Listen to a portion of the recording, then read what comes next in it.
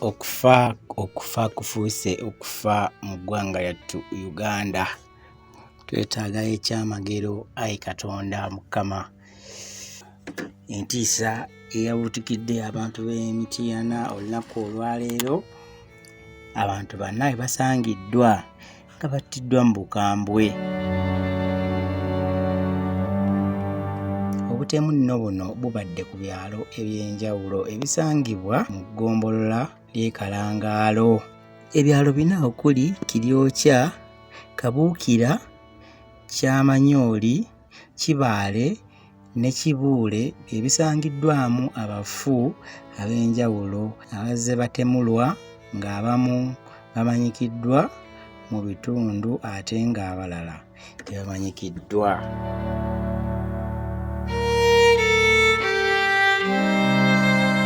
Okusinziira ku ssentebe w'eggombolola ly'e Kalangaalo, Mwami Matovu ategeezezza nti obutemu buno buva ku nkaayana za bibanja ssaako n'empalana mu bantu abatali ba mu Kalangaalo. Awamu ebimu biva ku nkaayana ezimu za by'amataka.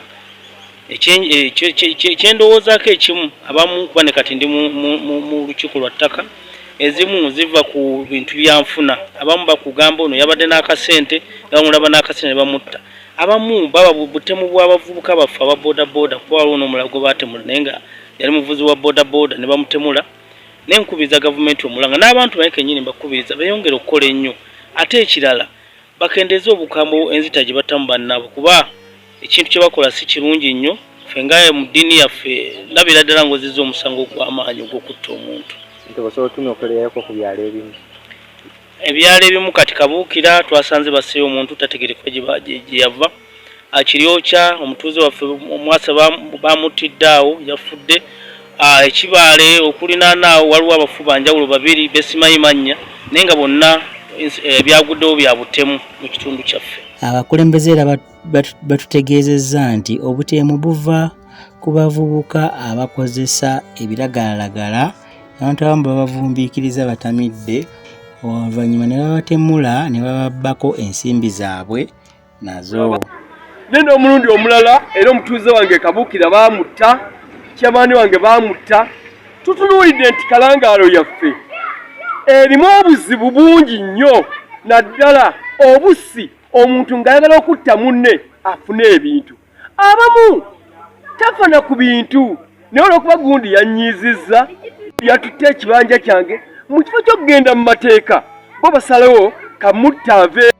Kiki kyensaba abantu baffe, buli muntu yenna yeekuume, kubanga tolinda gavumenti kukuuma, gwe mwennyini sooka okuuma obulamu bwo n'entambula zo.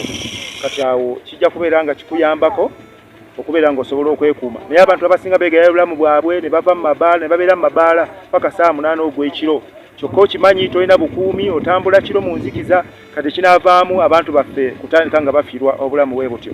Nenkubiriza bannaffe ab'amabaala mukendeeze ku mabaala, abantu b'Ekiryokya mukendeeze ku mabaala obudde bwago, kubanga yadde nga mulina eddembe lyammwe ery'okunywa naye mubeeko we mukuma, buli muntu abe ng'asobola okukuuma obulamu bwe.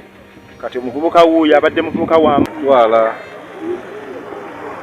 okunulwa obw'ebizibu ebyagudde mu kitundu mu ggombolola y'e Kalangaalo mu Tyana North Constituency, Tyana District twaliza awamu olw'ettema eriguddewo ku kiro ekigeseza olunaku olw'olwaleero. Awo abazigu bwe basse omwami gwe bayita Mwasa abadde abeera mu Kikube nga kigambibwa nti yatunze Bikajjo olunaku lwajjo n'abitundu emitwalo 50. Kati yanyweredde Ekiryokya wakati mu budde obw'ettumbi ng'addayo ewaka abazigu bamutegedde ne bamukuba okutuusa lwe bamusse. Abatuuze bavumiridde poliisi olw'okulwawo okuggyawo emirambo nga gimaze okuttibwa. Oluvannyuma poliisi okuva Emityana ezze n'eggyawo emirambo mu nsiko n'egitwala mu ddwaliro eddene Emityana kusobola okugyekebejja. Mu kitundu kye kimu okwosa eggulo baatemudde 2 n'eggulo ne batemula 2, abamu baabatutte eggulo ate ab'eggulo babatutte leero. Katwongere okulaba ebisingawo awo. nze nga Sentebe oba vice wa Kalangaalo n'ekiryo ky'okutwaliramu ng'omuluka tulina ekizibu kya poliisi eyatugibwako kyalo kinene ebyobugagga bingi naye security tetukola ki tetuyina mpozi ku nsonga era nejjo ekiro ekyakeesa jjo twasanga omuntu ku mulirwano gwa Kiryokya mu Kikubeero C1 Kabuukira era yattiddwa mu ngeri embi ennyo. Ekintu ekyo nkifumira ne sekuvumirira nga Sentebe oba vice chairman owa Kalangaalo sub county.